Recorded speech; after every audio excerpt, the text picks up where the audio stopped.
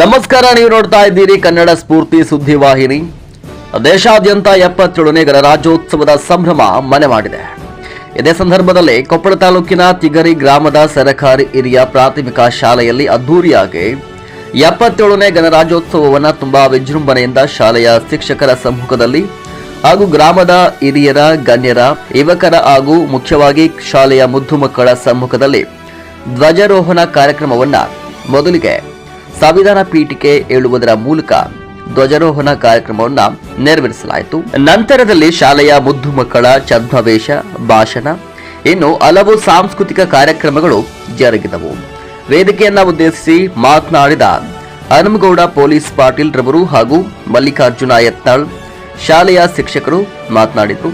ಉಪಸ್ಥಿತಿಯನ್ನ SDMC ಅಧ್ಯಕ್ಷರಾದ ಮಹೇಶ್ ಕಬಲೂರು, ಉಪಾಧ್ಯಕ್ಷರಾದ ಲಕ್ಷ್ಮಮ್ಮ ಹನುಮಪ್ಪ ಗುಡಿಯಿಂದಿನ್, ಮುಖ್ಯ ಅತಿಥಿಗಳಾಗಿ ಭೀಮನಗೌಡ ಪೊಲೀಸ್ ಪಾಟೀಲ್, ಗ್ರಾಮ ಪಂಚಾಯಿತಿ ಮಾಜಿ ಸದಸ್ಯರು, ಡಿಎಸ್ಎಸ್ ಅಂಬೇಡ್ಕರ್ ಧ್ವನಿ ಸಂಘಟನೆಯ ಕೊಪ್ಪಳ ತಾಲೂಕು ಅಧ್ಯಕ್ಷರಾದ ಬರಮಾಜಿ ತಿಗರಿ, ಮಾಜಿ ಎಸ್ಟಿಎಂಸಿ ಅಧ್ಯಕ್ಷರಾದ ಹನುಮೇಶ್ ಕೊಂಟಗೇರಿ, ಗ್ರಾಮ ಘಟಕದ ಹಾಲು ಒಕ್ಕೂಟದ ಅಧ್ಯಕ್ಷರಾದ ಪ್ರಕಾಶ್ ಹಗಸಿಮನೆ, ಬಾಬು ಅಕ್ಕಂಡಿ, ಮಲ್ಲಿಕಾರ್ಜುನ ಯತ್ನಳ್ಳಿ, ಯಮ್ನೂರ್ ಸಾಬ್ ನದಾಫ್, ನಾಗರಾಜ್ ನವಲಿ, ಸಿದ್ದಪ್ಪ ಸಿಗ್ಗಾವಿ, ರೂಪಾ ಪಾತ್ರದ, ಶಶಿಕಲಾ, ಭಾರತಿ, ಕವಿತಾ, ಅನಿತಾ, ಉಮಾ ಹಾಗೂ ಶಿಕ್ಷಕರ ಬಳಗ, ಮುದ್ದು ಮಕ್ಕಳು, ಊರಿನ ಗುರು ಹಿರಿಯರು ಈ ಒಂದು 77ನೆಯ ಗಣರಾಜ್ಯೋತ್ಸವದ ಸಂದರ್ಭದಲ್ಲಿ ಭಾಗಿಯಾಗಿದ್ದರು ಮತ್ತು ಉಪಸ್ಥಿತರಿದ್ದರು.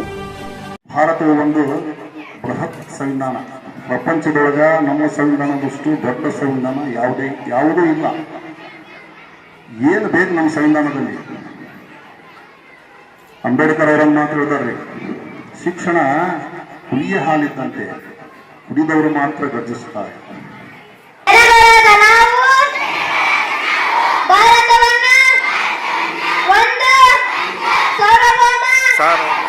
ಸಮಾಜವಾದಿ, ಸರ್ವಧರ್ಮ ಸಮಭಾವದ ಪ್ರತಿಷ್ಠಾತ್ಮಕ ಗಣರಾಜ್ಯವಾಗಿ ರಚಿಸಲು ಮತ್ತು ಅದರ ಸಮಸ್ತ ನಾಗರಿಕರಿಗೆ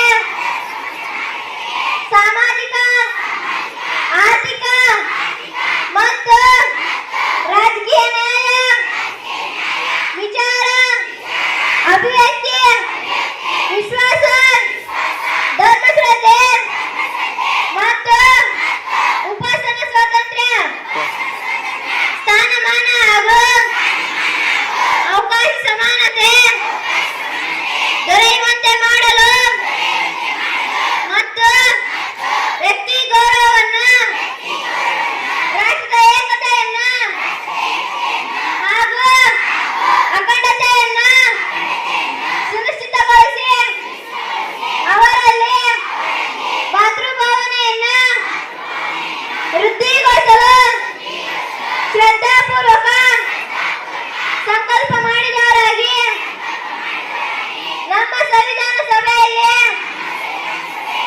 1949ನೇ